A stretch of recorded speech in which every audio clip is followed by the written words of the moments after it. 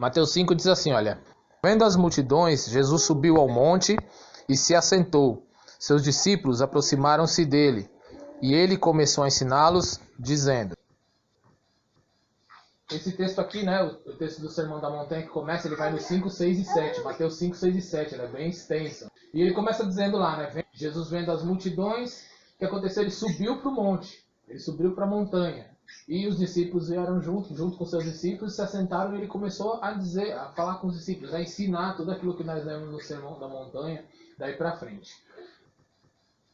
O Mahatma Gandhi, ele fala o seguinte: se todos os livros religiosos, todas as cartas, as literaturas religiosas do mundo de repente desaparecessem, se sumissem todas elas e ficasse só o Sermão da Montanha, se achasse só o Sermão da Montanha, a gente não teria perdido nada, porque Jesus foi completo, ou seja, não se perderia nada, estaria tudo ali escrito, tudo dito. Isso, dizendo, não está anulando o restante da Bíblia, está anulando as literaturas de outras. Significa que Jesus, ele tinha o Evangelho tão vivo para contar, que fazia sentido em todos os lugares onde se falasse de coisas boas, onde se falasse de amor, onde se falasse de união, onde se falasse de comunhão. Então, ele usa esse exemplo. O Sermão da Montanha realmente é um dos maiores sermões, não do tamanho, mas da qualidade e da abrangência que Jesus fala de várias coisas. E nos ensina de forma que aquilo ali pode ser um manual para a nossa vida, para a gente caminhar, para a gente entender coisas e entender coisas do nosso dia a dia. Porque o grande poder desse Sermão da Montanha é que ele continua vivo até hoje, nos dias de hoje, nas situações que a gente passa hoje. Então ele convida a gente para olhar para o Sermão da Montanha de uma forma mais atenciosa.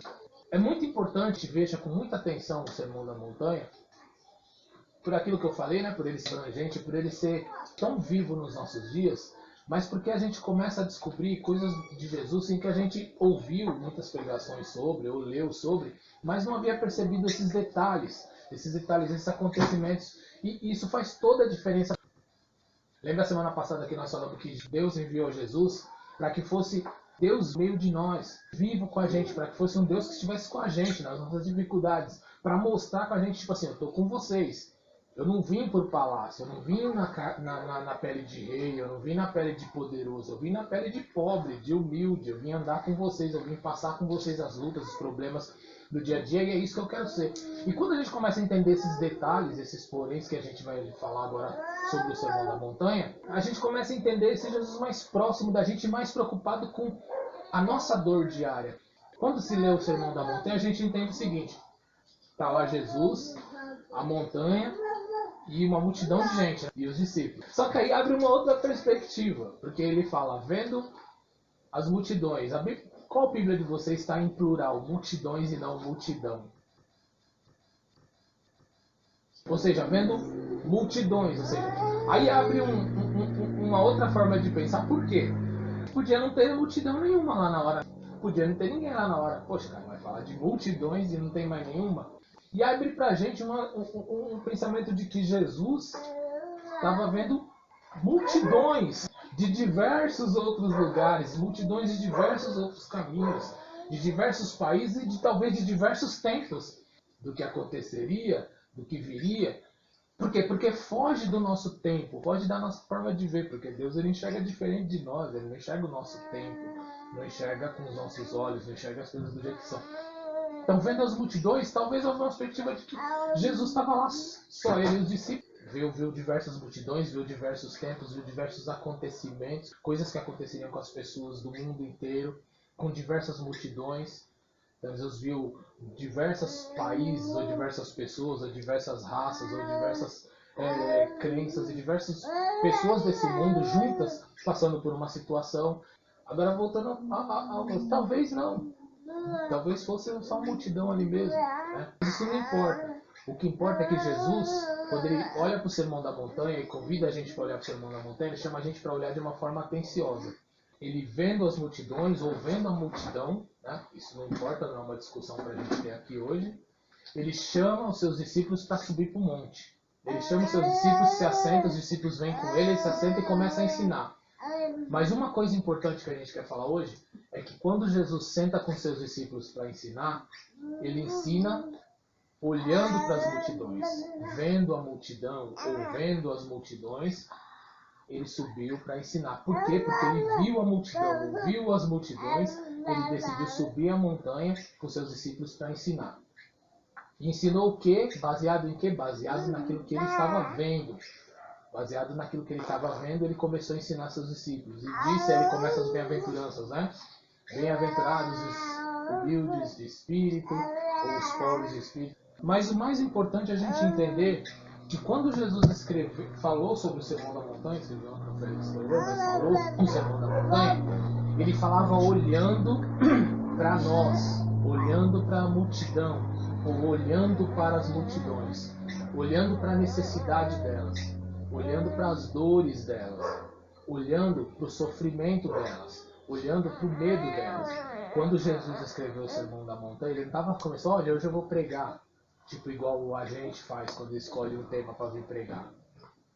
Porque nós somos humanos, nós escolhemos um tema para pegar. Hoje eu vou falar sobre o Sermão da Montanha, hoje eu vou falar sobre aquilo. Jesus não. Jesus olhou para a multidão. Jesus olhou para as multidões, enxergou o problema de todas elas, enxergou as dores de todas elas. Enxergou a gente hoje. Enxergou a gente. Enxergou a gente passando pelas situações que nós passamos. Enxergou você, talvez com as suas dúvidas, com os seus medos. Enxergou você com as suas necessidades. Enxergou você, né, precisando de ajuda, precisando de socorro. Enxergou você em busca de respostas. Ele enxergou todos nós. Por causa disso, subiu com seus discípulos e começou a ensinar. Como quem dissesse, olha, tem um povo, tem uma multidão de gente sofrendo. Tem uma multidão de gente que precisa de uma palavra. Tem uma multidão de gente que precisa de acolhimento. Tem uma multidão de pessoas que precisam ser ajudadas. Quando vocês forem pregar esse evangelho, quando vocês forem ser igreja, onde vocês estiverem, onde vocês forem, que vocês façam tudo olhando para essas pessoas. Para você olhem e façam tudo olhando para essas multidões. Porque se vocês forem uma igreja que vira as costas para a necessidade dela, se você for uma igreja que vira as costas para as desigualdades dela, para as injustiças que acontecem nela, para os crimes que acontecem nela, se você vira as costas para as situações que estão rolando no meio dela, tristes, lamentáveis, criminosas, você não é uma igreja de verdade. Porque a igreja não é parede, a igreja somos nós. Eu sou igreja, você é igreja, nós somos igreja. Se você carrega consigo um evangelho que é um fim em si mesmo, não acolhe ninguém, não respeita ninguém, lembra no começo que nós falamos, se tudo sumisse, e a gente achasse só o Sermão da Montanha, a gente acharia um Jesus que consegue conversar com todo mundo, que consegue ter um diálogo com todo mundo, que consegue acolher todo mundo e todas as necessidades num sermão. E quanto sermão a gente precisa fazer, e quantas pregações, e quantos anos a gente precisa pregar para conseguir falar um pouco de nós, para conseguir falar um pouquinho das nossas necessidades. Jesus, num sermão tão poderoso, falou coisas que, se todas as outras se perdessem, daquela forma ele conseguiria conversar com todo mundo. Mas o problema é que nós, como igreja, fomos perdendo o entendimento, ou talvez nunca tenhamos visto o Sermão da Montanha dessa forma. A gente começou, atropelou um e foi, e começou a falar dos bem-aventurados, porque nós só queremos ser bem-aventurados. Mas a gente se perde nesses detalhes. Eu não sou bem-aventurado se eu não olhar para as outras pessoas. E as outras pessoas do mundo que sofrem da multidão não encontram em mim uma igreja, um Jesus ou um evangelho que acolhe elas, que consegue conversar com todas elas. A gente tem no mundo diversos pensamentos, a gente tem multidões de pensamentos, multidões de opiniões, multidões de escolhas, multidões de coisas que as pessoas fazem, seguem ou acreditam. E nós brigamos por causa dela, né? Nós brigamos por causa de política, nós brigamos por causa de diferenças sociais, nós brigamos por causa de comportamento das pessoas, né? Tem uma campanha da Natura, vira uma confusão. Aí o estupro da menina lá que aconteceu, e aí junta aquela treta de todo mundo, um brigando com o outro, vai a igreja lá fazer um papel lamentável, e tudo, e a gente não consegue entender ninguém, porque a gente não consegue conversar com ninguém. A igreja ela é só mais uma frente de ataque, ela não é um lugar que une, que junta. ela é um lugar que bota mais fogo no circo, essa é a grande verdade. Ela bota mais fogo no negócio. Por quê?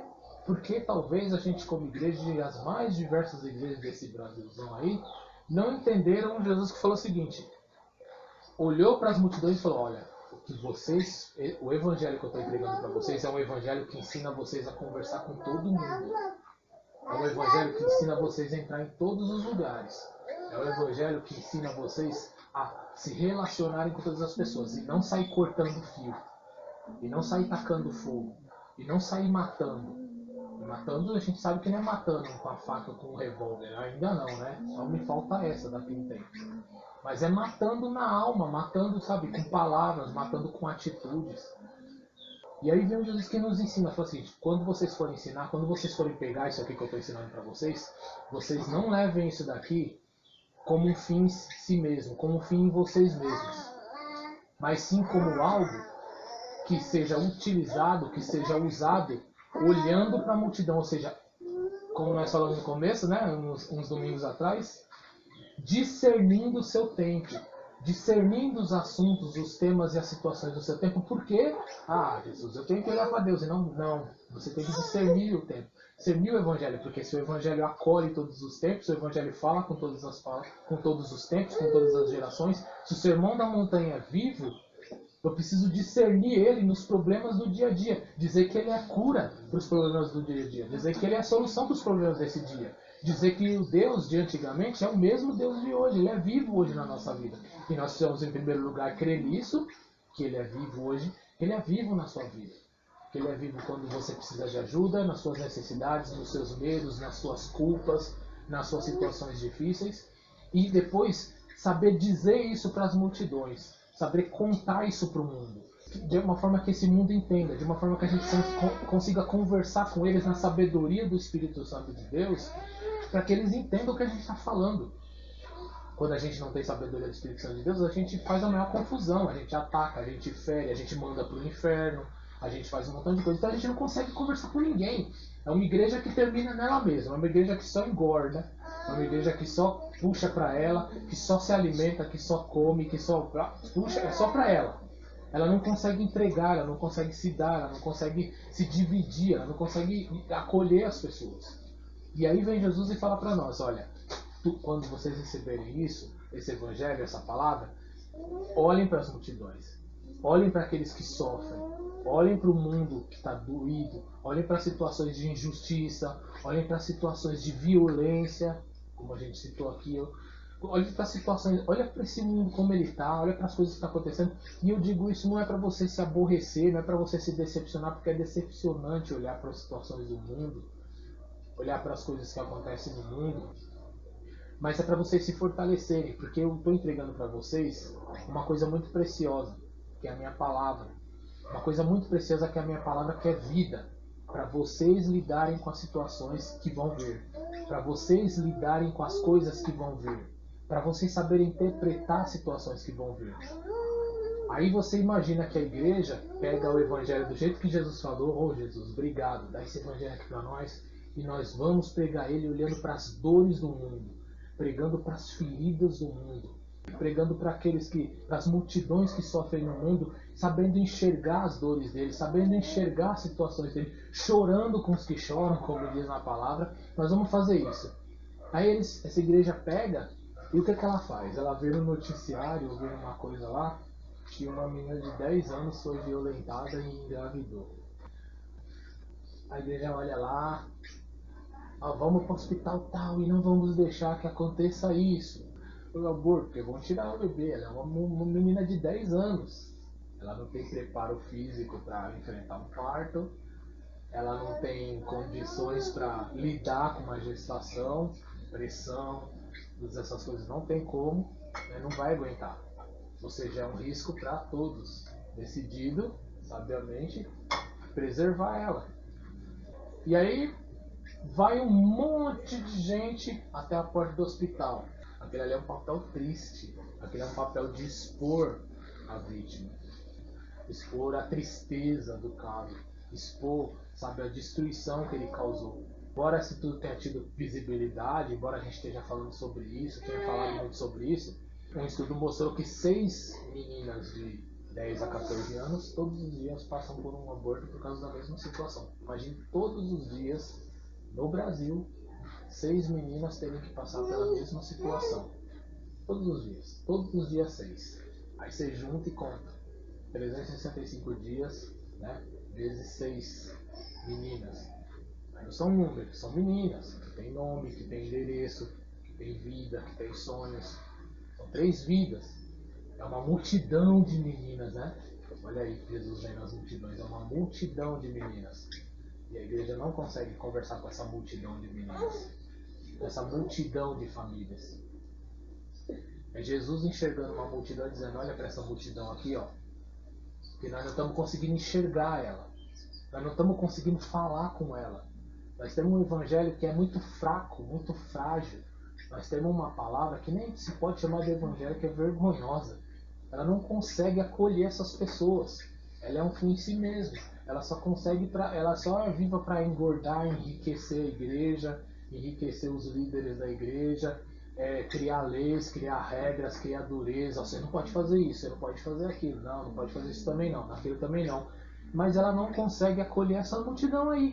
Tem uma multidão aqui. Uma multidão de meninas que sofrem, formada por 6 meninas todos os dias passando pela mesma situação.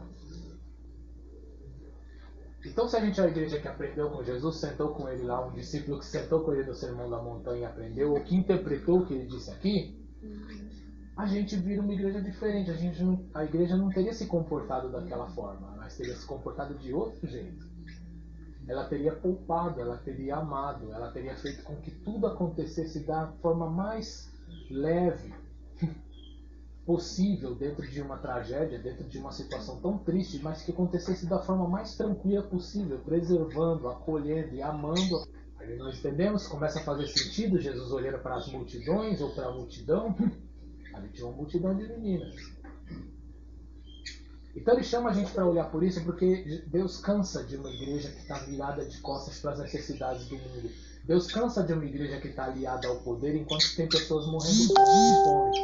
Deus cansa de uma igreja que está adormecida e preocupada com regrinhas, com leis idiotas, com bobagem o tempo todo, enquanto a gente tem gente jogada nos lixões, como nós dissemos há 3 semanas aí, jogada nos lixões e experimentando já um inferno. Experimentando um inferno, comendo lixo, revirando lixo para poder sobreviver.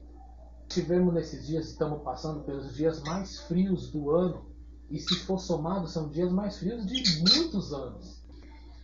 Então, se a igreja ela não começa a olhar para a dor das multidões, ela vira as costas para tudo isso. E Deus cansou de uma igreja que não se preocupa, ou não se incomoda, ou não se ocupa com pessoas morrendo. Por quê? De frio.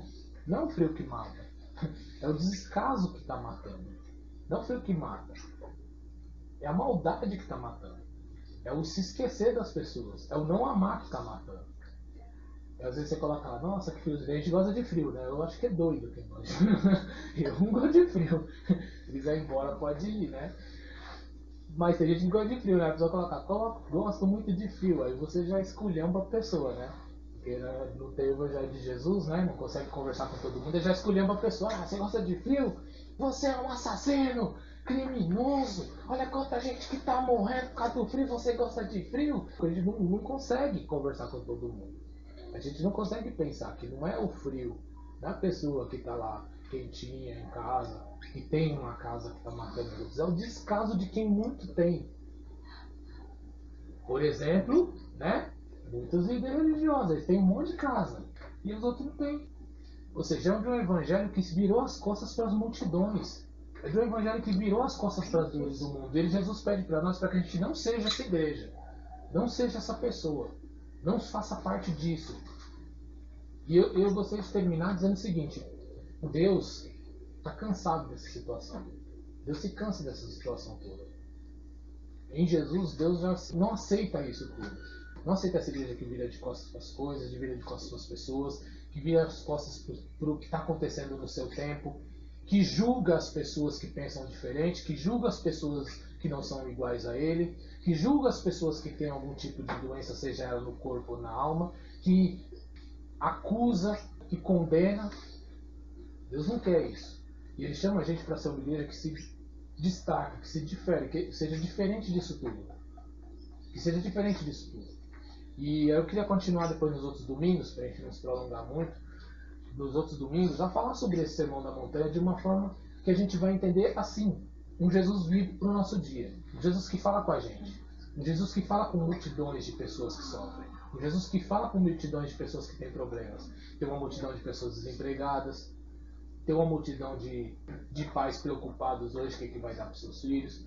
Tem uma multidão de pessoas doentes no país onde nós estamos passando por uma pandemia e enfrentando ela muito mal.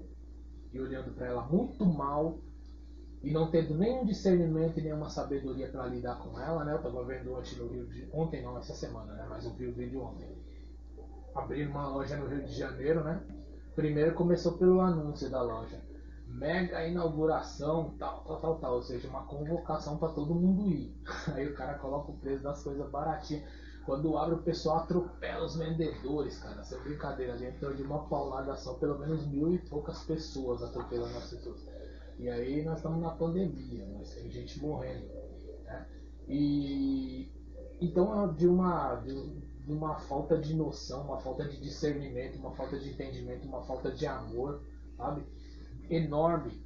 Então não estamos conseguindo passar por isso. A gente vai falar, vai entender no Sermão da Montanha Jesus falando lá atrás com a gente, vendo a gente como uma multidão de pessoas que precisam de respostas, precisam de amor, precisam de acolhimento, precisam de serem alcançadas, precisam de ser curadas. E ele quer falar com a gente. Então, se você não vem, a gente está gravando, colocando no Facebook, aí você ouve quando você puder, né, no caminho, na semana. E se vir, né, anote, traga a Bíblia para a gente falar sobre isso. E vamos entender um pouco mais. Vamos trazer isso para nós. Vamos trazer para a gente o entendimento de um Jesus que cura. De um Jesus que faz parte da gente. De um Deus presente na nossa vida de verdade. Não, como a gente falou semana passada, um Deus que está lá no altar, só querendo que a gente canta, que a gente louva, que a gente pula, que a gente rola, que a gente chora. Sabe? Um Deus que fala assim, agora eu quero que vocês levantem a mão. Ah, bate palma agora. Ah, agora eu tô ficando feliz. Fala glória a Deus. Fala amém. Olha por irmão do seu lado aí e fala isso. Ele não quer perder tempo com essas coisas, porque tem uma multidão de gente morrendo por coisas sérias. Tem uma multidão de gente sofrendo por coisas sérias. Então é disso que ele quer falar com a gente, amém? Eu queria que você fechasse seus olhos e a gente vai orar. Rapidinho, que tá friozinho. E vamos orar. Senhor, em nome de Jesus te agradecemos por esse dia e por cada um que está aqui hoje. E pedimos para que o Senhor venha trazer sobre nós sabedoria, venha abrir nossa mente, nosso coração, para entender o mundo da maneira com seus olhos, para enxergar as coisas com seus olhos, para compreender as coisas com seu coração. Dá-nos um coração como o seu, dá-nos um coração igual ao teu, Senhor. Dá-nos um coração que sente teu desejo, teu amor. Dá um coração, Senhor, que compreende as coisas do mundo. Dá um coração sábio, para que a gente tenha a mesma sabedoria que o Senhor teve ao utilizar cada palavra, ao falar cada trecho do que nós lemos, como no caso que nós falamos hoje desse Sermão da Montanha, e que pudéssemos acolher as pessoas e não afastar. Que a gente não fosse pessoas que se dizem de Cristo, mas são insuportáveis quando você está com elas. Insuportáveis quando você se aproxima delas. Insuportáveis quando você precisa de uma palavra de amor, uma palavra de apoio, uma palavra de cura. Mas elas são insuportáveis porque elas só têm maldade, só têm espinhos, só têm bitolações para entregar. Nós não queremos ser essas pessoas, nós queremos ser curados, queremos ser cheios da sabedoria. Nós queremos ser os discípulos que sobem um monte com o Senhor, se assentam com o Senhor e começam a falar das coisas da vida, olhando para as dores da multidão. Começa a falar de um Deus olhando para as situações da multidão. Começa a falar de um Deus olhando para o nosso tempo e sabendo conversar com Ele, sabendo conversar com aqueles que não são iguais, sabendo conversar com aqueles que concordam com coisas que nós não concordamos, sabendo conversar, sabendo unir, sabendo juntar as coisas, sabendo compreender as coisas, sabendo conversar com as pessoas que são diferentes, porque nós vivemos um mundo de pessoas diferentes, diferentes em vários sentidos, diferentes nas suas ideias, nos seus pensamentos, diferentes na sua sexualidade, diferentes de idade. E nós não conseguimos respeitar elas e nos dizemos discípulos de Jesus Cristo. Não somos, porque discípulo de Jesus Cristo é aquele que tem uma mensagem, uma palavra, que consegue conversar com todo mundo. Porque senão nós estamos excluindo, e Jesus ninguém excluiu. Antes ele olhou para a multidão, olhou para as multidões e chamou os seus discípulos. E começou a falar sobre a vida e sobre as dores dela, olhando para essas multidões, preocupado com elas, ocupado com elas. E nós queremos ser essas pessoas. E ao mesmo tempo nós fazemos parte dessa multidão. Nós somos pessoas que precisam do Senhor, nós somos pessoas que precisam da sua ajuda, nós somos pessoas que têm dores, nós somos pessoas que têm problemas, somos pessoas que têm dúvidas, somos pessoas que precisamos da sua ajuda, que precisamos do Senhor. Nos dá, Senhor Jesus, sabedoria, abre os nossos olhos, nos dá um bom coração, o teu coração, Senhor Jesus, para que a gente possa compreender as coisas da maneira correta. Compreender, Senhor Jesus, esse sermão do Senhor de uma maneira maravilhosa e libertadora para a nossa vida. É o que nós pedimos e agradecemos. Leva-nos na semana de bênção, leva-nos uma semana de cuidados, de olhos abertos, de coração renovado, para que a gente, Senhor Jesus, comece a enxergar já as coisas da maneira certa, comece a aceitar as coisas, Senhor Jesus, da maneira certa, comece, Senhor Jesus, a utilizar a Tua palavra, os Teus ensinamentos, o Teu querer, comece a ser ministrado pelo Senhor e comece a enxergar o nosso mundo, enxergar as situações do nosso mundo de uma maneira diferente, para que a gente seja os discípulos que curam essa terra a partir do seu poder, a partir do seu amor, para que a gente seja os discípulos que curam as relações, que curam a partir dos encontros, assim como o Senhor curou, assim como o Senhor cura até hoje. Em nome de Jesus, leva-nos na Tua graça, abençoa cada um que não está aqui hoje, que está em casa, com o Teu poder, abençoa aqueles que estão enfermos, cura, Senhor Jesus, visita aqueles, Senhor Jesus, que estão em luto, que estão chorando, ou que estão com alguma necessidade. Visita aqueles, ó Deus, que passam por diversos outros problemas. Nós te pedimos, põe as Suas mãos, porque o Senhor é o Deus que sabe de todas as coisas. O Senhor é um Deus que olha para as multidões e enxerga onde nós não enxergamos, com misericórdia, com amor, com paz, com alegria, com acolhimento. E é no Senhor que nós confiamos. Em nome de Jesus. Amém, Senhor.